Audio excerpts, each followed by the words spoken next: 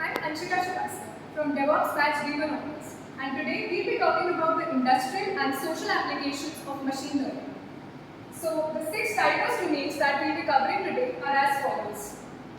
Now, diving into ML for cybersecurity. As threats evolve, so must our defense. So, why do we need ML in cybersecurity? Comparing both the traditional systems as well as the ML-based security systems, in traditional systems we have data and rule matching. Rule matching is where there are predefined functions and signatures, and as compared to that, the rules are matched. So in this, the errors that can be generated can be false positives as well. Then we have flagging alerts and human response. Now human response can have errors in it as well as it is time consuming. Whereas if we talk about ML-based security systems, then the responses that ML gives is automated, which eliminates the errors and leads to an efficient system and better system. Then here the data is feature extracted, that is only the relevant functionalities or the relevant parts of the data are extracted, and then it is fed into the machine learning model. And with the help of this model, we then predict the threat and then it gives us an automated response. Now, talking about how actually ML works in cybersecurity.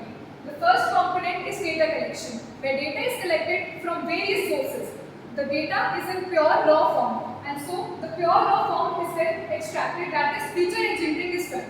Feature engineering leads with that part of the component of machine learning where only the relevant features are extracted and they are then anomalies are removed, missing data is collected, and after that the data is used for training the ML model.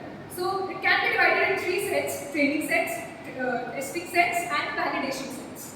And then after that, the same ML model is used to detect the threats. And then, as we saw in the previous slide, an automated response is generated. Now, moving on to the key applications of machine learning in cybersecurity.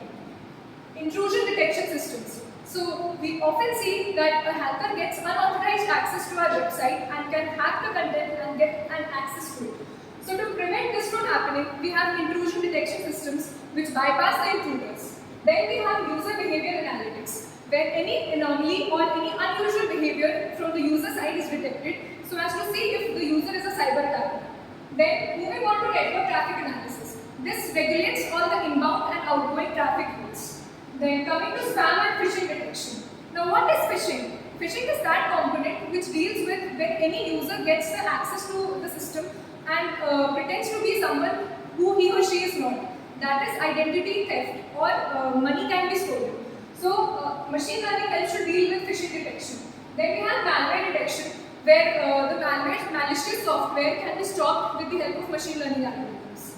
Moving on, the algorithms and techniques that we use in machine learning are supervised learning, unsupervised learning and reinforcement learning. Supervised learning deals with an annotated or a labeled data set, and this is mainly used for phishing detection. Now, the example or equation given here is the log loss error for logistic regression. Moving on, we have unsupervised learning, where data showing similar patterns is classified or kept into common clusters. So here classification is done and here clustering is done on the basis of relationships or patterns in the data. And here we have anomaly detection. This is the formula for z-score normalization, where x is the data point, mu is the mean and sigma is the standard deviation. Then moving on to reinforcement learning. Reinforcement learning is where the machine learning model learns with the help of agents via interaction with the environment through punishments and rewards. Here, the reinforcement learning agent maximizes cumulative rewards in a changing environment. So, for the example, we can have adaptive defense systems. This is the equation for the same. Now, finally coming on to the benefits and challenges. The benefits are that machine learning offers for real-time threat detection so that the number of false positives can be minimized. This is automated and scalable. That is, if there is more load, then it can be optimized. Thirdly, it can adapt to evolving threats. Now, the challenges are that it requires large quality data sets because the data sources are quite huge and so the data sets have to be simplified. Then, it is vulnerable to attacks and black box models. That is not everything is shown to the user. Talking about machine learning for IoT. We know what is machine learning, but do we know what is IoT? IoT stands for Internet of Things. It refers to all the devices that can communicate with each other as well as with the Internet. We commonly use IoT devices in our day-to-day lives. Now, talking about ML for IoT, we have the types of learning in IoT. As covered previously in ML for cybersecurity, we have supervised, unsupervised and reinforcement learning. Supervised learning uses labeled data set for predicting and then classification. Then talking about unsupervised, it does not use a labeled data set, but it clusters data with the help of on the basis of common patterns or specific relationships in the data. Then we have reinforcement learning, where the model learns over time by interacting with the environment with the help of various agents. Moving on, we have opportunities and challenges. Now, in the opportunities, there is HML and TinyML. Now, what is HML? HML is that type of ML which can be locally controlled rather than keeping it on cloud. Like you have its sensors and cameras. Then, talking about TinyML. TinyML is that which is controlled via microcontrollers, like in Arduino devices or chips. Then, federated learning for privacy. That is, it makes use of HML and TinyML for federated learning. Then we have 5G or 6G ML, which is faster and way smarter as compared to 4G or 3G or other versions. Then the disadvantages are that, or the challenges we can say, are that it has limited computation on edge devices. That is, the RAM is limited, the computation capacity is limited.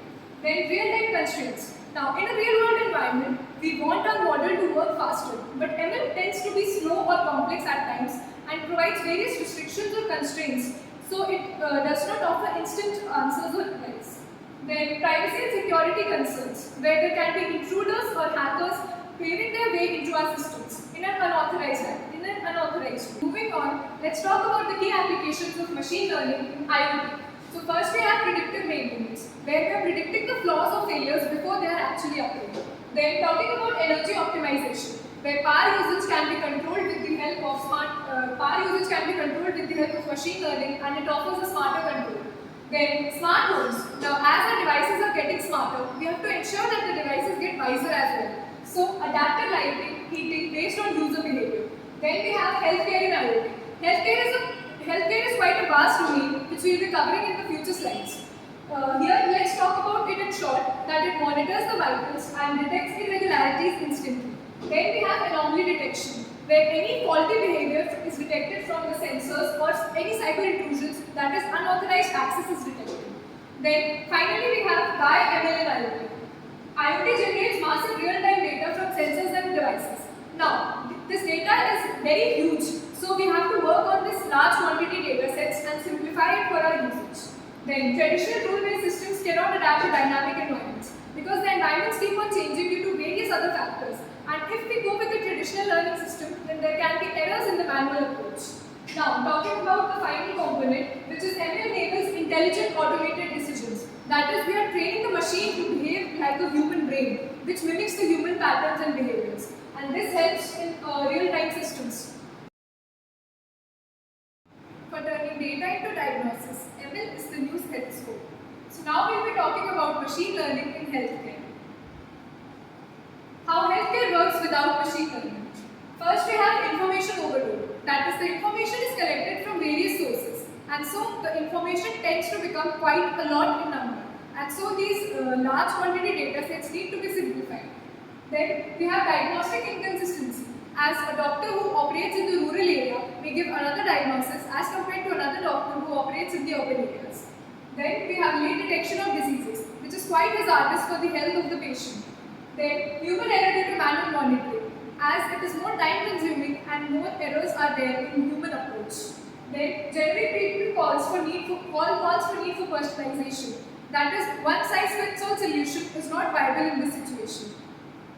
Then we have machine learning solutions in healthcare. That is, machine learning helps to process millions of data points in quite a short amount of time. Whereas we saw in the previous slide that information was overloaded when we went with the traditional approach. Then it provides consistent and accurate diagnosis, enables early prediction and risk assessment, which is very fruitful for us because it helps to act on the disease early in the earlier stages, and it gets detected and operated in a minimal amount of time. Then automates monitoring via wearables and apps which can be used by the users like sensors, wearables, machines and all those things. Then it recommends personalized therapies where users can make use of chatbots for having mental health conversations and all those things. Now, how ML works in healthcare? Data can be collected from various sources like EHRs, which is electronic health records, then lab reports, medical imaging, genomics, wearables and sensors. Then we have data preprocessing. Now, the first component is data cleaning, because when the data is collected in its then data needs to be clean. And after that, we have data integration, because data integration includes integrating data that is collected from various sources. Then data transformation, that is, the data may vary in scale or units, so it needs to be transformed to bring it in a generalized and common scale. Then we have data reduction or dimension reduction, which can be done with the help of PCA, which is a data dimensionality reduction algorithm. After that, we have model training, where the efficient model is chosen. Like we have CNN, which is convolutional neural network for image classification. The data is fed, that is X-ray data, or whichever data we have is fed into the model, and then the model learns and associates images and classifies it as per our needs. Then we have validation and testing, where initial sets are divided into training sets, testing sets, and validation sets. And this is done to see the performance or accuracy of data on new or unseen data. Performance of the model on new or unseen data. Then the deployment, where data can be integrated into clinical systems or applications, or doctor can upload an X-ray and model will help in giving the prediction in just few seconds. Then it provides explanation for detecting shadowing in low volumes, and all other various classifications and other things can also be catered. Then we have the feedback loop, where once the doctor confirms or corrects the predictions, then the same predictions can be used by the model, and it keeps on learning in this feedback loop, where the model continues learning from the doctor's confirmation of prediction, and then again it is fed into the model. So it's like a feedback loop. After that, we finally have the key applications, where the diseases can be diagnosed in the earlier stages, like heart failure detection, or whether the tumor is malignant or benign, all these things. Then we have predictive analytics, where the diseases can be predicted way before or earlier than the actual occurrence. Then we have personalized treatment, where specialized treatment or tailored solutions are presented for the patients. Then medical imaging, which can be done via X-rays, MRIs or CT scans. Remote patient monitoring, where wearable devices and can be used, and remote sensors and all those things. Then we have virtual health assistants, where chatbots can be used for communication, and they offer conversations for mental health and all those things. Now, talking about machine learning in banking and finance. Machine learning helps to convert data into dollars. So, how it does it? That is why we use machine learning in banking and finance. First is the rapid growth of digital transactions. Now, in the digital era, we need automated responses, because we need instant alerts and notifications, especially when we are working in trade marketing or stock exchanges. Therefore, there is a demand for automation, and that is why we require machine learning. Then, massive data availability. Data can be collected from various sources, and when this data is aggregated, then it leads to information overload. To prevent this from happening, we use machine learning. It also helps us to analyze the risk metrics. Then we have traditional systems which are rule-based. Now, the rule-based systems work best for predefined functions or signatures, but they may generate false positives for the data which is unseen or new. In this case, we have machine learning, which is adapted to the newly generated data or unseen patterns, and this generates real-time data, and it is data-driven. Now, talking about a case study from JP Morgan Institute, which is a very renowned company. JP Morgan introduced a coin platform, which is contract intelligence. Now, with the help of this platform, manual review of 12,000 plus credit agreements per year took so many hours annually. All this was reduced with the help of coin platform, which is contract intelligence. And with ML, it automated the contract interpretation using NLP. Now, what is NLP? NLP is a subset of machine learning, AI, deep learning, and computational linguistics. NLP stands for natural language processing, and it deals with the interaction of machines with the humans via natural languages. Then it helps us to complete the task in seconds with zero errors, whereas here the amount of time that was taken was so much. Then the benefits that it provides are, it saves us the work hours or the manpower also, and then it improves the accuracy and compliance and reduces the legal risk associated with it. Now finally, talking about the key applications. It helps to detect the fraud, that is, it identifies unusual patterns or anomalies in the data. Then customer service. Customer service is catered with the help of AI chatbots and sentiment analysis. Sentiment analysis allows us to classify the customer responses into positive, negative, or neutral. Then we have credit scoring, where the default risk can be predicted with the help of traditional credit histories. Then algorithmic trading, which helps us to predict the market movement, and so then the traders can act accordingly with with the help of machine learning algorithms. Then we have loan underwriting, which helps us to analyze the financial data and financial documents. The next topic which we will be covering is machine learning for smart cities. That is how machine learning helps for smarter, greener and better cities of tomorrow. Unique ML models behind the scenes. The first one which we will be talking about is graph neural networks. Now what are graph neural networks? Graph neural networks are a specialized type of neural networks which take graphs as input. If we talk about traffic optimization, then these nodes represent the traffic in the cities from between one vehicle to other on different routes. So for this we are using GNN, where the data is fed in the form of a graph and it helps us to optimize the traffic in the whole network. Then talking about anomaly detection, which helps us to detect the crime hotspots or the crime centers of occurrence of crimes. Then talking about federated learning data, where privacy or security is checked for the citizen data. And then we have reinforcement learning plus simulation, where the model learns via interaction with the environment with the help of agents. And then through reinforcement learning, it learns with the help of rewards and punishments. Now, where ML works in the city? The first example which you see is mobility, where moving from one location to the other, real-time traffic management and control can be very useful for the citizens of the city.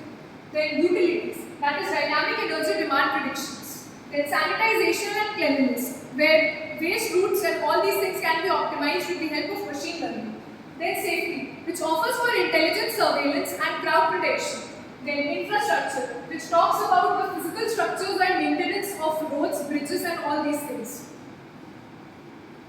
Now, talking about what makes it smart. So, the data that is collected from the devices, IoT data, which is air quality or collected from CCTV or GPS, which is the location provider, is then fed into the machine learning model and through various learning algorithms like supervised learning, unsupervised learning and reinforcement learning, the data is classified, clustered and forecasted. And then it is fed into real-time control systems. Then again it passes on to an ML model and so it keeps on moving in this feedback loop. Now talking about the future city, which will be achieved with the help of machine learning. So it can offer for dynamic electricity. That is, the citizens can pay for the electricity in a pay-as-you-go model. That is, on the basis of consumption or usage, the money can be paid. Then we have ML as a nervous system of urban life, where the whole urban life is centered around machine learning algorithms. AI-powered emergency responses with drones, which can save a lot of lives. Then we have personalized alerts, where if a user is navigating on a certain path A, then he or she can be told to take another route B for better optimization and faster results.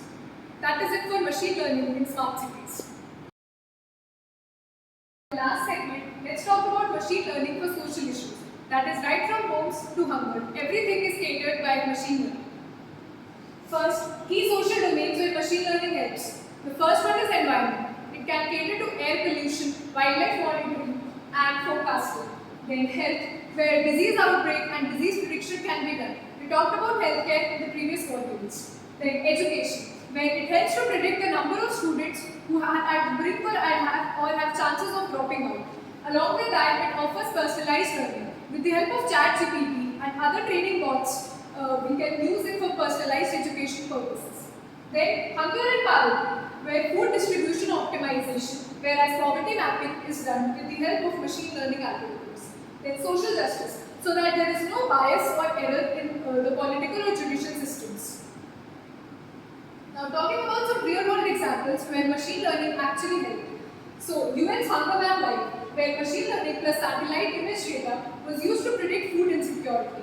Then we have Blue Dot, where in the past years of COVID-19, Blue Dot helped to predict COVID-19 for WHO, which is the World Health Organization, before the World Health Organization by using ML. Then we have talking points, where NLP bridges the gap between teachers and immigrants. That is, natural language processing with the help or use of natural languages. It helps to bridge the gap between language barriers or foreign languages. Then we have Google's flood forecasting, which helps to save a wide amount of lives who are the victims who can be the possible victims of floods. Now, talking about the challenges in machine learning for social good. First one is the data scarcity. That is, the amount of data is lesser. The data is not available in quite large amounts, the data is scarce. Then, poor quality data sets. Because supervised learning makes use of annotated data sets or labeled data sets, but due to lack of those data sets, it offers poor accuracies. Then, bias in training data. This can lead to overfitting and underfitting problems in the machine learning model. Then, we have need for interpretability, ethics in deployment, and digital development, where the machine learning models may be available to a certain class of people, but another class of people might be devoid of the digital or the machine learning models and their advantages. Now, finally talking about the way forward. As we talked about this in the previous slide, that the data sets are scarce. But if we talk about the future plans, then we may have inclusivity and data sets may be cultivated, keeping the community in mind. That is, we think about the people and the citizens using it for the social good. We design them in the form of we design them in such a form that they keep or prioritize the AI design first, keeping the community in mind.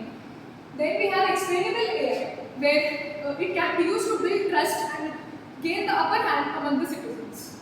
Then collaboration from various NGOs, governments and other technologists, so that it helps to build a wider community, and this can later help us to cater the data sets. Then ML is not just for profit but for purpose, that is using machine learning for the social good. That is all for the whole assessment on machine learning for industrial and social purposes. Thank you.